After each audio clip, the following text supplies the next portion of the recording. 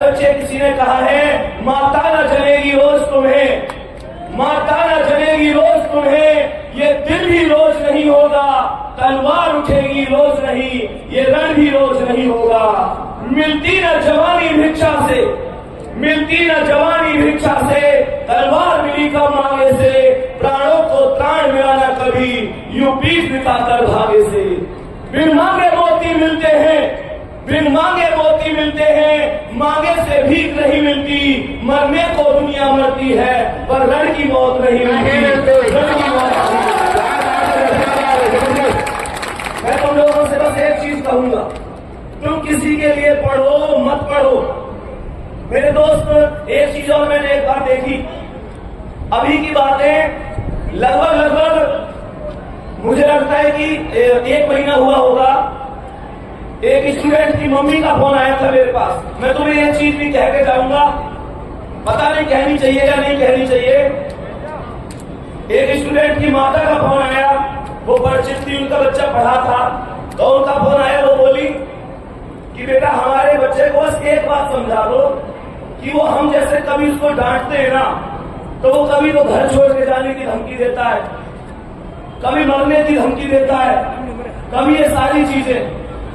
एक चीज सोच के देखो क्या गुजरती होगी उन माता पिता के ऊपर। मैं तुम्हें यहाँ पर एक छोटी सी कहानी बताता हूँ। एक पिता और उनका बच्चा घर की छत पर एक पतंग उड़ा रहे थे।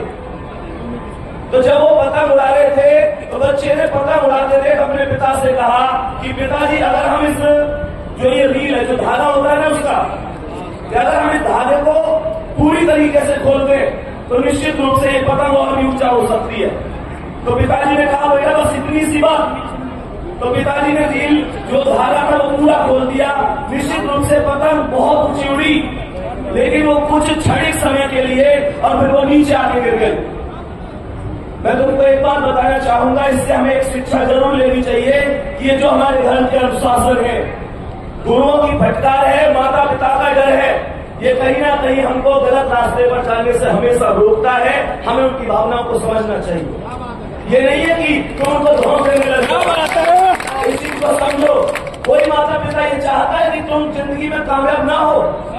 बताओ मुझे। अरे तुम उस माँ को क्या धोख देते हो जो माँ अपने बचपन में छिपकली से डर जाती थी, आज तुम्हारी दुनिया की खातिर इस दुनिया के मगरमच्छों से डर रही है।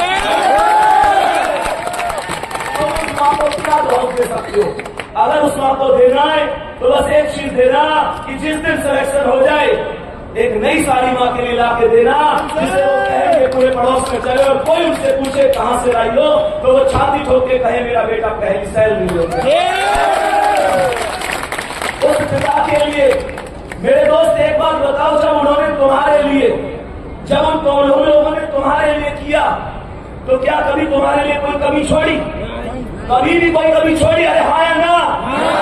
जोर से बोलो हाँ या ना? तो तुमको कौन सा अधिकार है जिसने तुम्हें राजकुमार की तरह पाला है? आज तुम्हारा वचन होना चाहिए तुम उसे राजा की तरह रखेंगे और तुम उसके बुढ़ापे की लाठी बनेंगे। और ये लाठी मजबूत होनी चाहिए।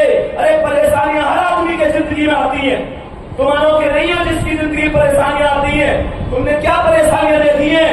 कभी अपने किताबों के झोले को उस बच्चे के झोले से मिलाकर देखना जो बच्चा मात्र 10, 14, 15 साल की उम्र में सुबह को कूड़ा बीनने के लिए जाता है। कभी उससे तुलना करके देखना जो जिंदगी तुम जी रहे हो, उस जिंदगी को जीने के लिए भगवान के सामने दिन रात हाथ जोड़ते हैं लोग। प्यारे बच्चे, कोई परेशानी आए तो उसको झुकना नहीं है। बस एक बात याद रखनी है, सिकंदर किसी हालात के आगे नहीं झुकता। तारा टूट भी जाए तो जमीन पर नहीं गिरता, और गिरते होंगे हजारों दरिया समुद्र में, पर कोई समुद्र किसी दरिया में नहीं गिरता। होगी। और लास्ट में बस एक ही बात कहूंगा, क्योंकि हमारे पास अभी आप लोग समझ सकते हैं कि हम सब मिलकर 12 मिनट का एक सेलिब्रेशन भी करेंगे।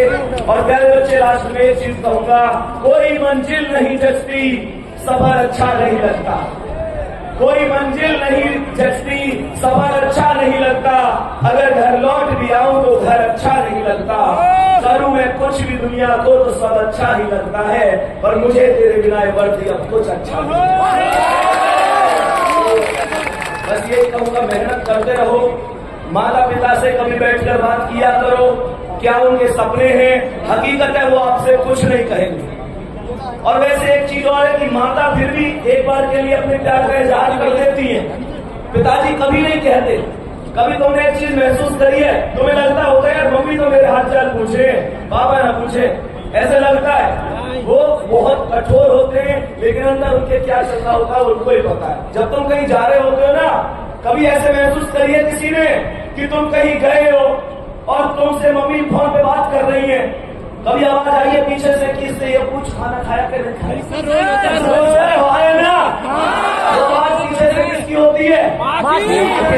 माँ की आवाज होती है, और शब्दों को कहलवाने वाले पिताजी होते हैं। क्या बात है।